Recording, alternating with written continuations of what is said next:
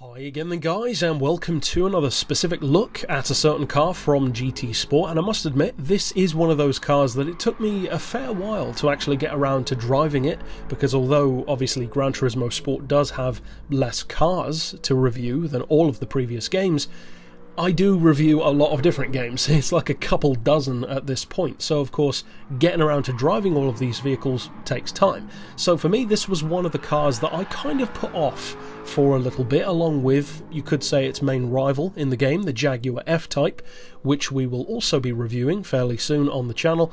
But the reason why I put this car off in particular, even more so than the Jaguar, is that it's new, but it kind of isn't at the same time. Just like the slightly newer shaped Ford Focus ST that's in the game, it's new only in name. In reality, we've already had a vehicle that's very similar represented in Gran Turismo 6. So in GT6 we had the Focus ST. It wasn't the latest one, but it was a newer shape. And we didn't have the V8 Vantage S, which of course is this one. We had the even better V12. So it could have almost felt like a step backward. But to show my cards fairly early on in this review, I would actually say that as far as purely being competitive and useful in racing goes, so nothing to do with its looks, its price, how fun it is, none of that, purely from a competitive usefulness standpoint, this is a better car than the V12 Vantage was in Gran Turismo 6, and there are two main reasons why, and they're actually strongly linked. The first one is that, ironically, this is a slower car, but more specifically, a less powerful car. And that ties into the second reason, and that is the difference in structure of how a car is classified in GTS compared to GT6. Because of course now we have the N classes based on said power, rather than in GT6 we had performance points. And although performance points are pretty good most of the time, you would occasionally get cars that fall either side of the curve. Some which are too good or OP, like the Chaparral 2Js, the Dome Zeros, the Mazda RX 500s, the Suzuki GS XR4s, but then those tended to be the ones that people would notice more. The ones that get forgotten were actually a lot of my favourite cars in that game just to drive for the fun of it. Your Alfa Romeo 8Cs, your Maserati Gran Turismos, cars which are actually really nice cars, really exotic, really desirable, very expensive in the real world and very fun, but in the game, because of where their sheer numbers caused them to fall in the PP ranking system, it meant that they just basically weren't as competitive as they should have been. In particular for top-end speed, they were just never good enough to compete on Route X, for instance, or Le Mans. For the power, they just didn't feel as quick as they should, and although they were good as track cars, they weren't great. They could quite easily be outdone by a number of cheaper cars with sometimes less power, etc. Whereas now, because the classification system is different, not only can you use this Vantage in lower events than you would have been with the V12, because of obviously having less power, but it's also more useful now. It's got less rivals, and the rivals which it does have, like the Jaguar F-Type for instance, feel more closely linked.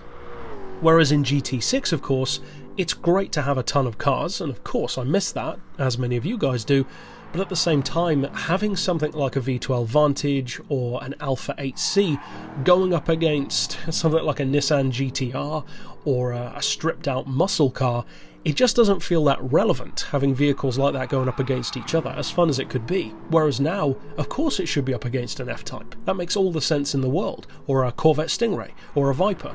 Of course, with slightly varying degrees of power and class there.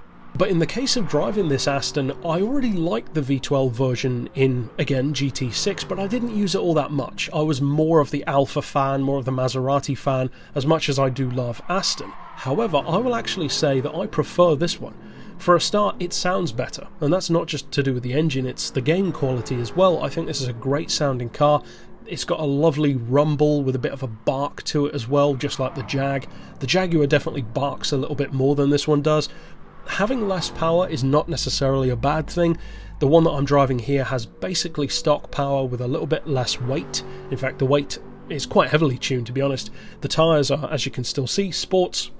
And as soon as you drive the car, you can instantly feel how playful, but also at the same time how forgiving it is. This car is a pure pleasure to drive. And with a price tag of 180 grand, it's actually not too expensive either. Aston Martins traditionally are always six-figure cars. In the Gran Turismo franchise, they always have been, so that's not a surprise, and it's nothing really new or bad necessarily, that's just what they are. Just like Maseratis, Mercs, Jags are also typically quite a lot of cash. The question is, how useful can it be? And I would wager that this Vantage is perhaps the most useful Aston Martin road car that we've had in the game for quite some time. The 177 notwithstanding, because of course that was a great top speed car in GT6, but it's such a completely different level of vehicle. Technically, yes, it's a road car, but it almost feels too good to keep it in that kind of category, but I think you know what I mean. I'm comparing it to stuff like the DB7s, the V8 Vantage, the big old school one, the supercharged 90s version, I was going to say DBS, but of course that isn't in the game, the DB9 Premium, the non-premium, the Vanquish even.